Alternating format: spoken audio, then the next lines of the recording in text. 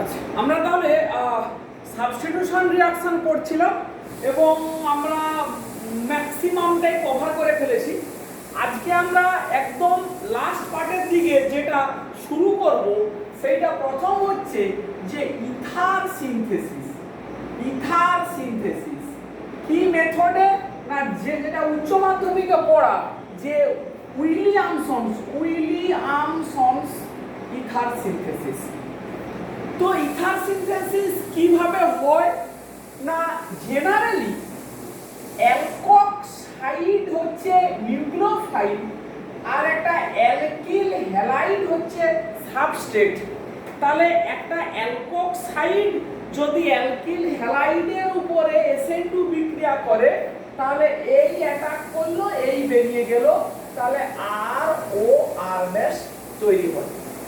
তাহলে আমার উদ্দেশ্য যদি এই ইথারটা তৈরি করা হয় তাহলে আমি দুটো পসিবল পাথ বলতে পারি। একটা হচ্ছে এই প্রথমে আর ও পার্টটা অ্যালকক্সাইড আর আর ড্যাশ পার্টটা হবে অ্যালকিল ব্রোমাইড। অল্টারনেট আমরা এটাও বলতে পারি যে আর এক্স এটা হবে অ্যালকিল হ্যালাইড আর আর ড্যাশ ও হবে অ্যালকক্সাইড বা নিউক্লিওফাইল। তাহলে এই দুটোর মধ্যে এই দুটো পসিবল পাথ হয়ে আছে two synthesise that ether.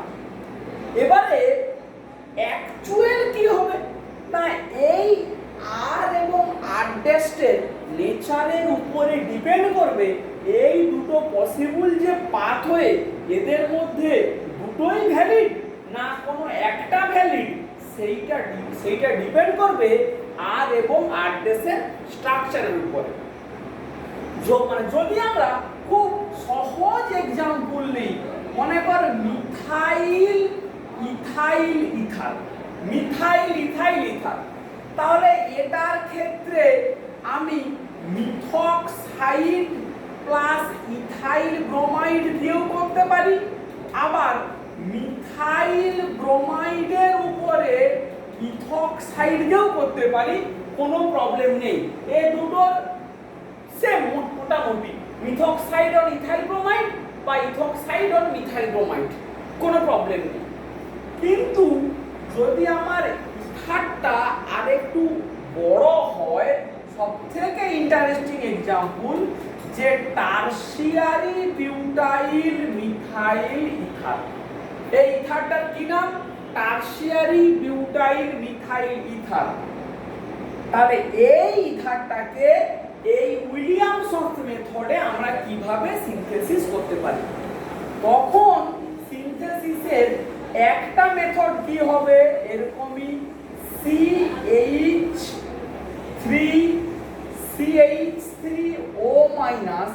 মিথক্সাইড plus সাবস্ট্রেটটা হবে গিয়ে আমার অ্যালকিল ব্রোমাইড, এইটা হবে গিয়ে আমার সাবস্ট্রেট। দু নম্বর পসিবিলিটি কি না, টারশিয়ারি বিউটক্সাইড হবে গিয়ে আমার নিউক্লিওফাইল আর সাবস্ট্রেটটা হবে মিথাইল ব্রোমাইড। তাই এই দুটো আমার কাছে পসিবিলিটি আছে। এই দুটো পসিবিলিটির মধ্যে এই পসিবিলিটিটা অ্যাকসেপ্টেড নয়, এটা হবে না। তার কি কারণ?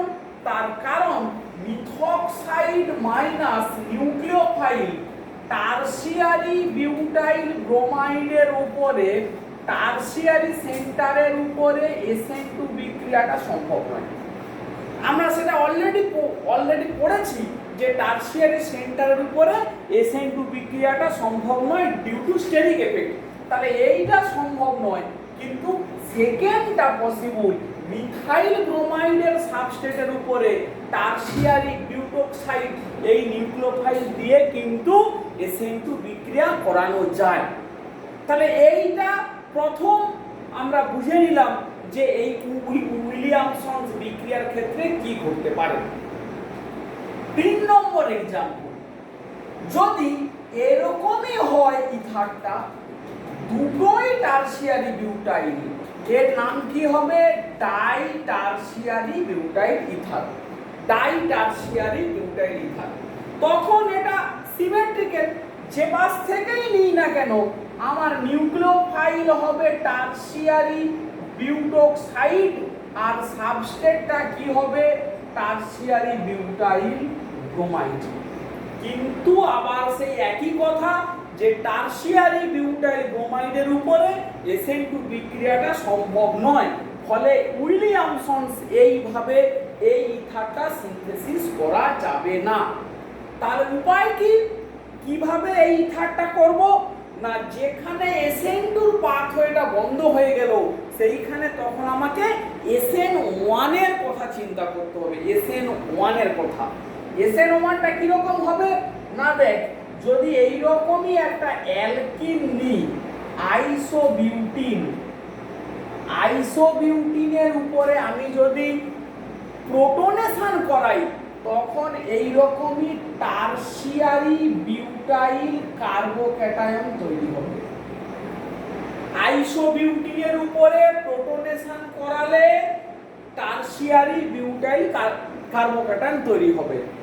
এই কার্বোক্যাটায়নটা sp2 প্লেনার এর উপরে যদি টারসিয়ারি বিউটানল দেওয়া হয় তখন SN1 এ এই অ্যালকোহলটা এই প্ল্যানার কার্বোক্যাটায়নের সঙ্গে জুড়ে যাবে, জুড়ে গিয়ে আমাদের ডিজায়ার যে ইথারটা ডাই টারসিয়ারি বিউটাইল ইথার এটা আমরা পেয়ে যাব। তাহলে এইটা হচ্ছে গিয়ে মেথড যে SN2 বন্ধ কিন্তু আমরা SN1 দিয়ে কিন্তু করতে পারি। এই প্রোটনেশনটা করা হয় phosphoric acid high pressure phosphoric acid এবং হাই প্রেসারে এই প্রোটনেশনটা করা হয়, করলে এইভাবে সেই বিক্রিয়াটা হয়। So this is the method, এইভাবে মানে ডিফারেন্ট ইথার সিনথেসিসের এইটা হচ্ছে কি মেথড। বেশ, তাহলে এইটা আমরা যেমন ইথার সিনথেসিস করলাম, সিমিলারলি আমরা যদি ইথারের ক্লিভেজ করি, হাউ টু ক্লিভ ইথার, মানে ইথারকে কিভাবে ব্রেক করা যায়, যে মেজর রিয়েজেন্টটা ম্যাক্সিমাম জায়গাতে ব্যবহার করা হয় সেই রিয়েজেন্টটা হচ্ছে কি HI হাইড্রো আয়োডিক অ্যাসিড আর টেস্ট একে HI দিয়েই ক্লিপ করা হয়। এই রিঅ্যাকশনের মেকানিজমটা কি না, প্রথমে এই HI থেকে প্রোটনেশন হয় কোথায় R ড্যাশের এই অক্সিজেনটার উপরে প্রোটনেশন হয়। এরপরে I মাইনাস কি করে এই অ্যাটাক করলো, এই খুলে গেল ROH alcohol R dash I, এটা হতে পারে, বা I মাইনাসটা এখানে অ্যাটাক করতে পারে, এদিকে খুলতে পারে, তখন RI plus R dash OH, মানে একটা অ্যালকোহল একটা অ্যালকিল আয়োডাইড হতে পারে। এই স্টেপটা SN2, ফলে এই I মাইনাসটা আর এ অ্যাটাক করবে না আর ড্যাশে অ্যাটাক করবে, এইটা ডিপেন্ড করবে আর এবং আর ড্যাশের রিলেটিভ স্টেরিক ক্রাউডিং এর উপরে। যে সেন্টারটা রিলেটিভলি লেস স্টেরিক্যালি ক্রাউডেড সেইখানেই অ্যাটাক করবে। তো কয়েকটা এক্সাম্পল দেখানো যাক। মনে কর মিথাইল ইথাইল ইথার, একে যদি দেওয়া হয় HI এবং এটা কোল্ড HI, এইটা একটু মুখস্থ করতে হবে, ঠান্ডা HI, তখন কি হবে CH3OH প্লাস CH2CH3। এবারে I মাইনাসটা মিথাইল আর ইথাইলের মধ্যে, মিথাইলটা লেস স্টেরিক্যালি ক্রাউডেড, ফলে ওকে অ্যাটাক করবে মিথাইল আয়োডাইড, আর কি পাবি না ইথানল, এই প্রোডাক্টটা আমরা পাবো। তাহলে মিথাইল ইথাইল ইথারকে এইভাবে ট্রিট করলে এইটা পাবো আমরা। একই রকম ভাবে যদি মিথাইল আইসোপ্রোপাইল মিথাইল ইথারকে কোল্ড HI কি হবে, অক্সিজেনটা প্রোটনেশন হবে এই CH CH3 আই মাইনাস কোথায় অ্যাটাক করবে? মিথাইলে অ্যাটাক করবে, এই দিকটা খুলবে। CH3I plus OH CH CH3 CH3 আইসোপ্রোপানল পাওয়া যায়। তো এইটা যে এখানে অ্যাটাক করে এদিকে যে খুলছে বা এখানে যে অ্যাটাক করবে না, তার স্টিরিওকেমিক্যাল এভিডেন্স দেওয়া যায়। স্টিরিওকেমিক্যাল এভিডেন্স কিরকমই? মনে কর এইটা CH3O C CH2 CH3, এইটা যদি কাইরাল অ্যালকোহল হয়, এইটা মনে কর CH3H, তাহলে এটাও একটা 2 ডিগ্রি অ্যালকিল সেন্টার, এটা মিথাইল, কিন্তু এটা একটা chiral ether, optically pure ether. এখানে যদি কোল্ড এই HI দেওয়া হয় CH3OH প্লাস C এই ET এই CH3H এবং I মাইনাসটা মিথাইলে অ্যাটাক করলো, এই খুলে গেল, তাহলে মিথাইল আয়োডাইড প্লাস OHCET এই CH3H যে অ্যালকোহলটা আমরা পাচ্ছি, সেইটাও একটা optically pure alcohol, optically pure alcohol, which proves যে I মাইনাস এখানে অ্যাটাক করেনি এবং optically pure alcohol with retention in configuration, যেটা কি প্রমাণ করলো? I মাইনাস কাইরাল সেন্টারে অ্যাটাক করেনি, ও নরমালি আমার সবথেকে লেস হিন্ডার পজিশনে অ্যাটাক করেছে। তাহলে মিথাইলের সঙ্গে 1 ডিগ্রি অ্যালকিলের ইথারের এইরকমই, মিথাইলের সঙ্গে 2 ডিগ্রি অ্যালকিলের ইথারকে ক্লিপ করার মেকানিজম এইটা এইভাবেই দেখ। মিথাইলের সঙ্গে এটা হচ্ছে 1 ডিগ্রি অ্যালকিলের ইথার, মিথাইলের সঙ্গে এটা 2 ডিগ্রি অ্যালকিলের ইথার, এটাও 2 ডিগ্রি অ্যালকিলের ইথার, কিন্তু মিথাইলের সঙ্গে যদি 3 ডিগ্রি অ্যালকিলের ইথার হয়, এইরকম যদি আমার থাকে, তখন মেকানিজমটা কি হবে?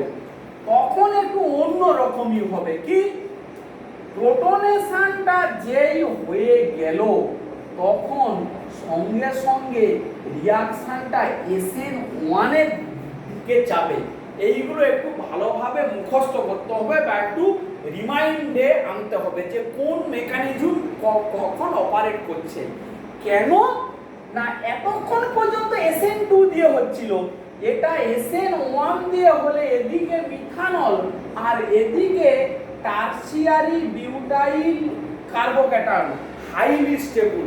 আমরা জানি tertiary butyl carbocation highly stable, তাই এটা এদিকে খুলে এই রকমই স্টেবল কার্বোক্যাটায়ন তৈরি হয় এবং ওখানে I মাইনাস অ্যাটাক করলে ফাইনালি টারসিয়ারি বিউটাইল আয়োডাইড এই প্রোডাক্টটা পাওয়া যাবে। এইটাই হচ্ছে গিয়ে রিঅ্যাকশনের বক্তব্য। তাহলে এবারে ফাইনালি আমরা কি পড়ব? তাহলে আমরা কি দেখলাম?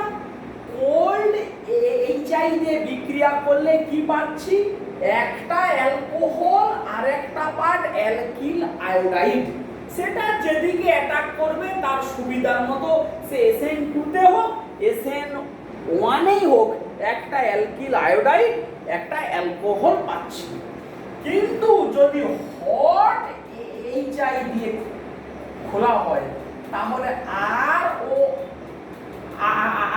আরডেস্ট একই নিয়মে প্রথমে ROH প্লাস আরডেস্ট I, বা উল্টোটা হতে পারে, একটা অ্যালকোহল একটা ইথার হয়, যে অ্যালকোহলটা তৈরি হলো ও আবার HI এর সঙ্গে বিক্রিয়া করে RI তৈরি করে। তার মানে হট HI দিলে প্রথমে SN1 হোক SN2 হোক, একটা অ্যালকোহল একটা অ্যালকিল আয়োডাইড তৈরি হয়, যে অ্যালকিল আয়োডাইডটা যে অ্যালকোহলটা তো তৈরি হলো, ও আবার বিক্রিয়া করে অ্যালকিল আয়োডাইড, মানে দুটোই অ্যালকিল আয়োডাইড আমরা পেয়ে যাই হট HI দিলে। এইটাই হচ্ছে গিয়ে পার্থক্য, দ্যাট ইজ দ্য ডিফারেন্স। এইটাই বলা ছিল। বেশ, নেক্সট যে জায়গাটাতে আমরা ঢুকবো সে জায়গাটা হচ্ছে গিয়ে ক্রাউন ইথার। ক্রাউন ইথার, ইথারের নাম আমরা বললাম যে ইথার এর স্ট্রাকচার কি আমরা জানলাম যে দুটো অ্যালকিল গ্রুপের মধ্যে অক্সিজেন থাকলে ওকে বলা হয় ইথার। দুটো অ্যালকিলের মধ্যে অক্সিজেন বন্ড ওকে বলা হয় ইথার। ক্রাউন ইথার কি? যদি ইথারটা সাইক্লিক হয় এবং মাল্টিপল ইথার বন্ড থাকে, মানে মাল্টিপল অক্সিজেন ওয়ালা ইথার বন্ড হয়। কিরকম? ধর যদি আমরা খুব সহজ এক্সাম্পল নেই, এই 4টে অক্সিজেন দিয়ে এই প্রত্যেকটা অক্সিজেনকে CH2 দিয়ে কানেক্ট করা আছে।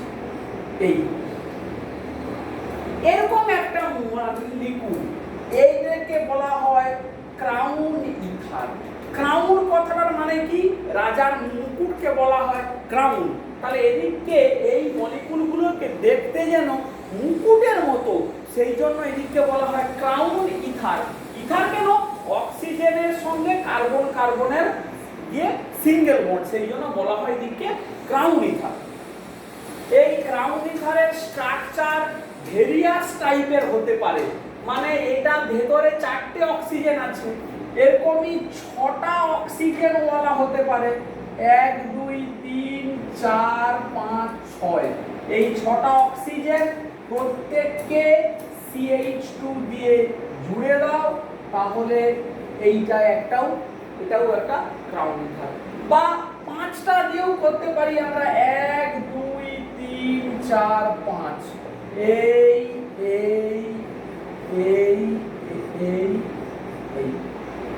So all these are called crown ether. Oxygen এবং অক্সিজেন CH2 দিয়ে সাইক্লিক। এদের নামকরণ কেমন হয়? জেনারেল নামকরণ, ধর এইটার কথা যদি বলি, 18 ক্রাউন ইথার 6, 18 ক্রাউন ইথার 6। বেশ, এটাকে কি বলবো? 15 ক্রাউন ইথার 5। এটাকে কি বলবো? 12 ক্রাউন ইথার 4। কিভাবে নামকরণটা হচ্ছে? টোটাল যতগুলো অ্যাটম আছে এই রিংটা, মানে কত নাম্বার রিং, এখানে গুণে ফেল। যদি শুরু করি 1 2 3 4 5 6 7 8 9 10 11 12 13 14 15 16 17 18, তাহলে টোটাল রিংটা হচ্ছে 18 মেম্বার, সেই জন্য 18 ক্রাউন ইথার। 6টা কি? Number of oxygen. তাহলে XCEY, this is the general style of nomenclature. General nomenclature style হচ্ছে XCEY। X stands for total number of atom involved into the circle or into the ring, আর যেটা Y হচ্ছে number of oxygen atom. তাহলে এইভাবে দেখ, এটা 18 crown ether 6, এটা 15 crown ether 5, এটা 12 crown ether 4। এখন হঠাৎ করে এই ক্রাউন ইথারকে আমরা পড়ছি কেন? না, ক্রাউন ইথারের বৈশিষ্ট্য কি? একটা বিশাল বৈশিষ্ট্য আছে। এদের ভেতরে এই যে জায়গাটা আছে, এই জায়গাটাতে মেটাল আয়নকে এরা চিলেট করতে পারে। চিলেট করা মানে কি? মেটাল আয়নকে এই ভেতরটাতে ঢুকিয়ে নিয়ে অক্সিজেনের লোন পেয়ারের সাথে কোঅর্ডিনেশন করে একটা স্টেবিলিটি দিতে পারে, বা মোদ্দা কথা মেটাল আয়নকে অ্যাবস্ট্রাক্ট করতে পারে। অ্যাবস্ট্রাক্ট করে নিজের ভেতরের এইটাকে বলা হয় গ্রুপ। ওই ক্রাউন ইথারের গ্রুপের ভেতরে মেটাল আয়নকে এরা অ্যারেস্ট করতে পারে, ভেতরে ঢুকিয়ে নিতে পারে, এবং সেইটা হাইলি স্পেসিফিক মানে কি? যে ক্রাউন ইথার যেরকমই তার ভেতরের গ্রুভের সাইজটাও ভ্যারি করে। মানে ক্রাউন ইথারের ভেতরের এই যে অ্যাভেলেবল স্পেস এটা সবার ক্ষেত্রে সমান নয়।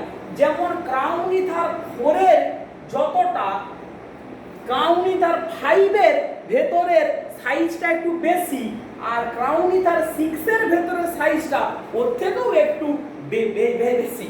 তাহলে যত ভেতরের সাইজটা বাড়বে, মানে এই গ্রুপ বা ক্যাভিটির সাইজ যত বাড়বে, তত লার্জার ক্যাটায়ন ওর ভেতরে ফিট করে। তাহলে কোন ক্রাউন ইথার কোন মেটাল আয়নকে চিলেট করবে, এটা কিন্তু পুরোপুরি সেই ক্রাউন ইথারের ভেতরের অ্যাভেলেবল স্পেস এবং মেটাল আয়নের size dependent. Individual crown ether is fixed for individual metal ion, সবাইকে চিলেট করতে পারে না। যেমন এদের মধ্যে সবথেকে ছোট সাইজ এই 12 ক্রাউন ইথার 4 বলে, এর ভেতরে ছোট ক্যাটায়ন লিথিয়াম প্লাস সবথেকে ভালো চিলেট হয়। 15 ক্রাউন ইথার 5 এর ভেতরে ওর থেকে একটু বড় সাইজের ক্যাটায়ন সোডিয়াম প্লাস চিলেশন হয়। আর 18 ক্রাউন ইথার 6 এর ভেতরে পটাশিয়াম প্লাস চিলেট হয়। এইগুলোই একটু মুখস্থ রাখতে হবে, তবেই যে আমাদের সুবিধা হবে। বেশ, তো এটা এই যে মেটাল আয়নকে চিলেট করলো, এটা আমাদের কি কাজে লাগে? এইটার কি রোল না, রোলটা দেখ সাবস্টিটিউশন রিঅ্যাকশনে এই ক্রাউন ইথারের একটা বিশাল রোল আছে। কি সেই রোলটা না, আমরা একটা অ্যালকিল হ্যালাইডের উপরে আমরা একটা নিউক্লিওফিলিক অ্যাটাক করব। তাই এই নিউক্লিওফাইল ধর আর লিভিং গ্রুপ আছে, সেটা টসাইলেট হতে পারে বা অন্য কোনো অ্যালকিল হ্যালাইড হতে পারে।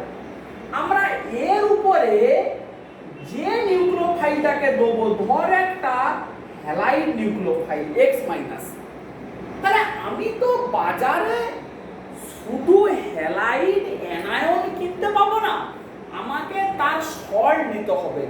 হয় সোডিয়াম সল্ট, মানে সোডিয়ামের সল্ট, মানে যদি আমি Cl- দিয়ে রিঅ্যাকশন করতে চাই, তাহলে সোডিয়াম ক্লোরাইড নেব বা লিথিয়াম ক্লোরাইড নেব বা পটাশিয়াম ক্লোরাইড নেব। যদি F- দিয়ে করতে চাই, NaF নিতে পারি, KF নিতে পারি, লিথিয়াম ক্লোরাইড, আমাকে এদের মধ্যে কাউকে একটা চুজ করতে হবে। এখন প্রশ্ন হচ্ছে, এটা একটা অর্গানিক মলিকিউল, এর জন্য বেস্ট চয়েস অফ সলভেন্ট নেওয়া হয় বেনজিন সলভেন্টে সলিউবল। কিন্তু বেনজিনে এই ইনঅর্গানিক সল্ট গুলো সলিউবল নয়। কথাটা ভালো করে বোঝ, বেনজিনে অর্গানিক সাবস্ট্রেট সলিউবল, কিন্তু বেনজিনে এই রকমই ইনঅর্গানিক সল্ট গুলো সলিউবল নয়। তাহলে কি হবে না, যদি এরা সলিউবল না হয় তাহলে তো SN2 বিক্রিয়া হবে না। তখন কি করা হয়, এর সঙ্গে X ক্রাউন ইথার Y এরকমই ক্রাউন ইথার অ্যাড করে দেওয়া হয়। অ্যাড করলে কি হয় না, এই সলভেন্টের সঙ্গে ক্রাউন ইথার সলিউবল, এবারে এটার সঙ্গে যেই এরকম করে মেটাল হ্যালাইড দেওয়া হয় NX, যে কিনা এখানে সলিউবল হতে চায় না, কিন্তু যেই ক্রাউন ইথার দেওয়া হলো, সে এখান থেকে মেটাল প্লাসটাকে যেই টেনে নিল, তখন Y- টা ফ্রি হয়ে গেল। কি হয়ে গেল? ফ্রি।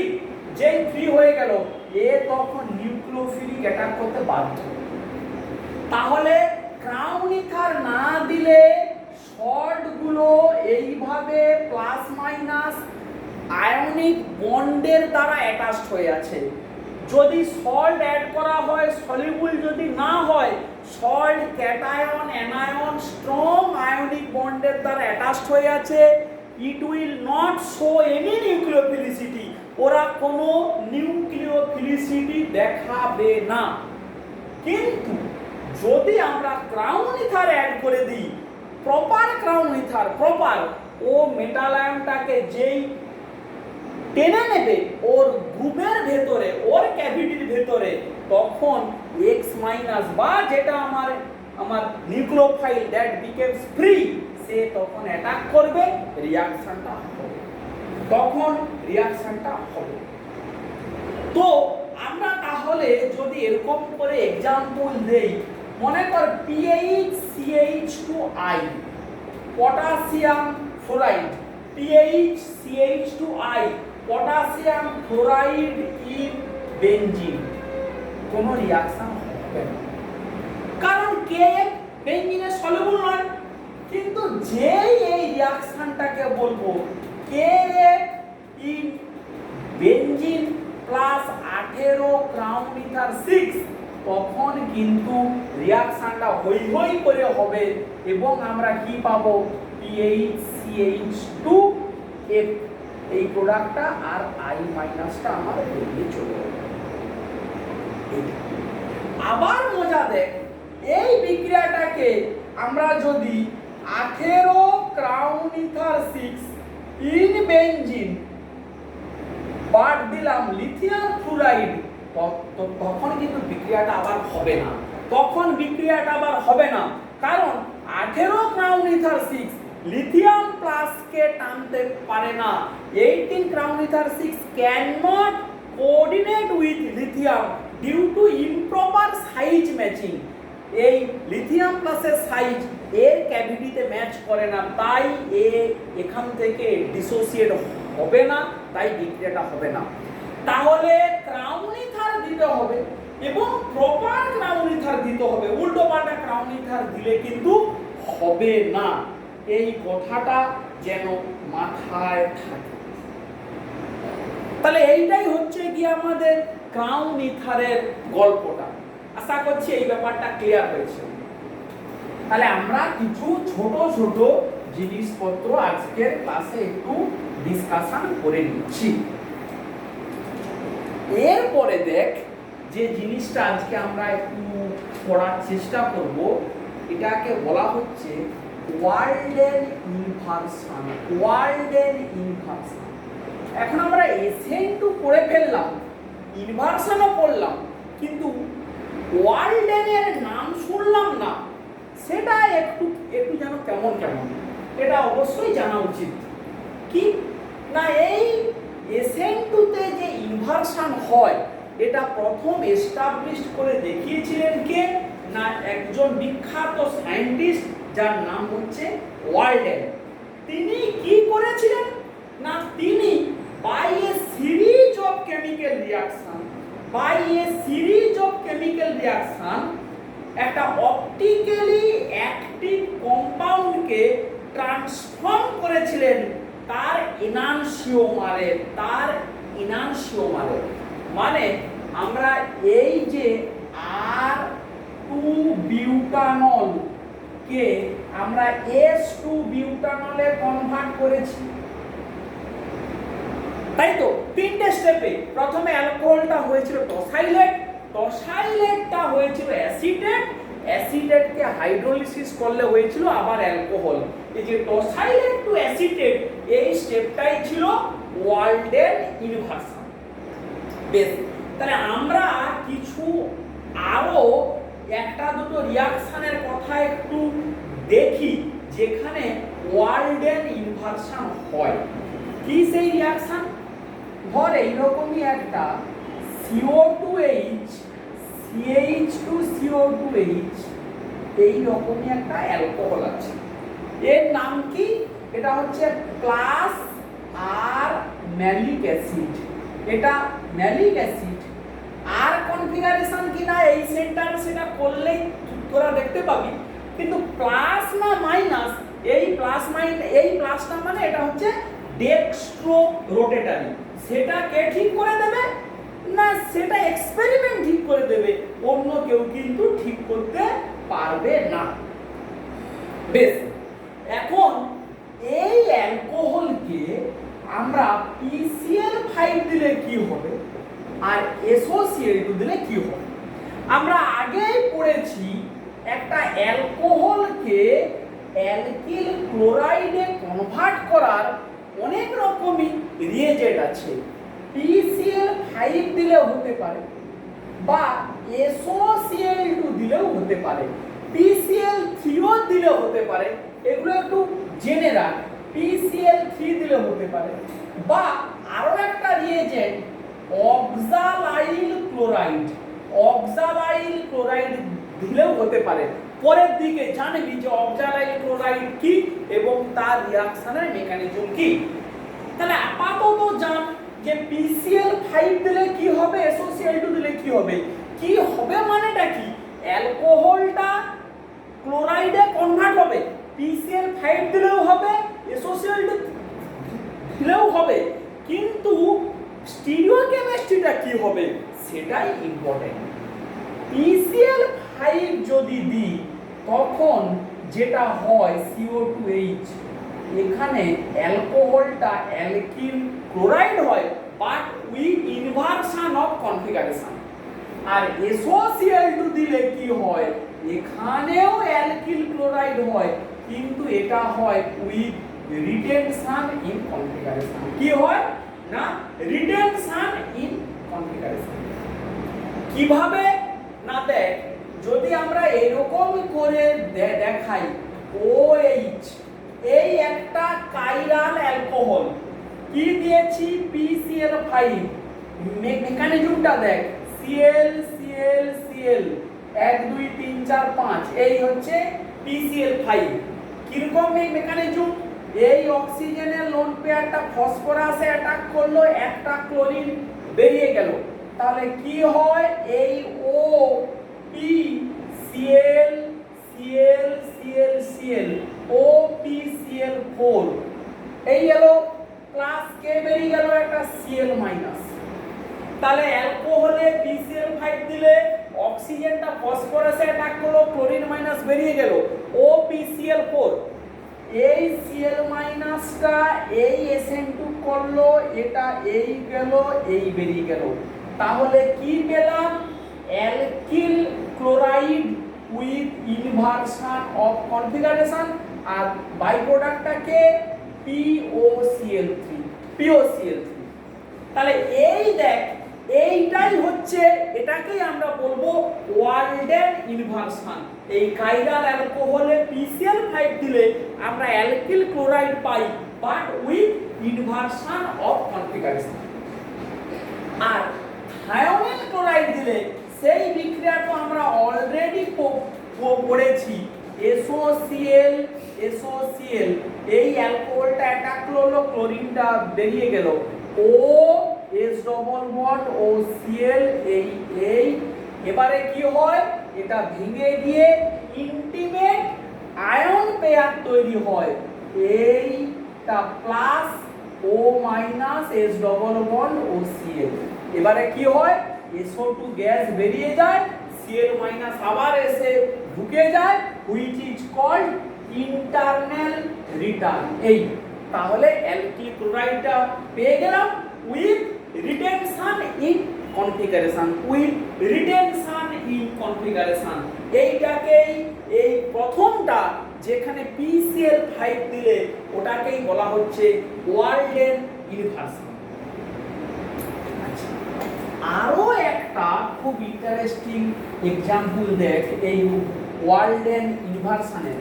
কি সেই এক্সাম্পলটা, না আমরা এই রকম যদি একটা অ্যালকোহলকে নেই, যেটা অলরেডি আমাদের জানা, যে মনে কর এই রকমই একটা OH CH2PH CH2PH, আর এখানে আমার আছে H আর এই CH। এইরকমই একটা কাইরাল অ্যালকোহল আছে, কাইরাল অ্যালকোহল। তাহলে এইটা দেখতে কেমন, PH CH2 CH CH3OH, 1 phenyl 2 propanol, 1 phenyl 2 propanol। একে আমি প্রথম স্টেপে দিলাম টসাইল ক্লোরাইড পিরিডিন, আমরা অলরেডি জানি দিলে কি হয় না OTS, CH2PH এই H এই CH3। তাহলে অ্যালকোহলকে টোসাইল ক্লোরাইড পিরিডিন দিলে কি হয় না OTS হয়। এবারে OTSটা গুড লিভিং গ্রুপ, আমি যদি ইথানল আর পটাশিয়াম কার্বনেট বেস দেই তাহলে কি হবে না এইটা অ্যাটাক করলো এই বেরিয়ে গেল, এই অ্যাটাক করলো এই বেরিয়ে গেল, তাহলে এখানে কে আসবে OET, এটা CH2PH, ইনভার্সন হলো এই H এই CH, তাহলে ইথার পেয়ে গেলাম কাইরাল ইথার। এই স্টেপটাকেই বলা হবে ওয়ালডেন ইনভার্সন। এবারে মজার জিনিসটা দেখ, আমি যদি এখানে মেটালিক পটাশিয়াম ইন বেনজিন দেই কি হবে, বা মেটালিক সোডিয়াম বা মেটালিক পটাশিয়াম কি হবে না দিলে যে অ্যাসিডিক হাইড্রোজেন ওর সাথে বিক্রিয়া করবে O মাইনাস K প্লাস, এইগুলো একটু জানতে হবে এবারে রিঅ্যাকশনগুলো, এই CH3H, তাহলে O মাইনাস K প্লাস অ্যালকোহলকে মেটাল দিলে কি হয় অ্যালকোক্সাইড হয়। এবারে আমি যদি এর উপরে ইথাইল ব্রোমাইড দেই তাহলে দেখ Williamson ether synthesis O minus ET তে অ্যাটাক করলো, বিআরটা বেরিয়ে গেল, কি পাচ্ছি OET CH2PH H CH3।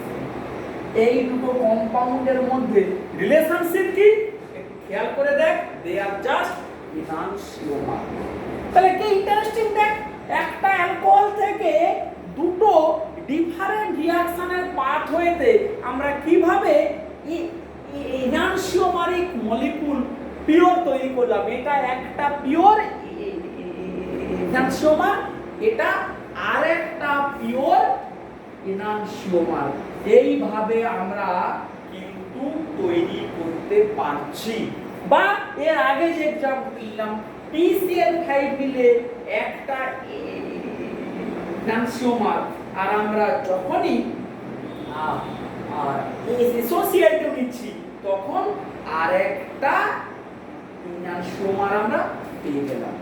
তাহলে এইটাই আমরা কি শিখলাম না this things are called Walden inversion, Walden inversion. এটা যে কোনো অ্যালকোহলকে নিয়ে করলে আমরা একই রকম রেজাল্ট পেতে পারি। বেশ, আরেকটা ছোট্ট রিঅ্যাকশন একটু দেখাই দেখ।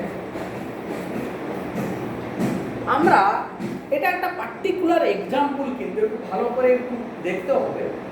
আমরা ইপক্সাইড রিং ওপেনিং এর গল্পটা পড়েছিলাম, ইপক্সাইড রিং ওপেনিং এর গল্প। সেখানে কোনো ইপক্সাইডের স্ট্রাকচার যদি এরকমই থাকে, এই এরকমই একটা ইপক্সাইড, 1 2 3টে কার্বন, এখানে ক্লোরিন, এইটা একটা ইপক্সাইড।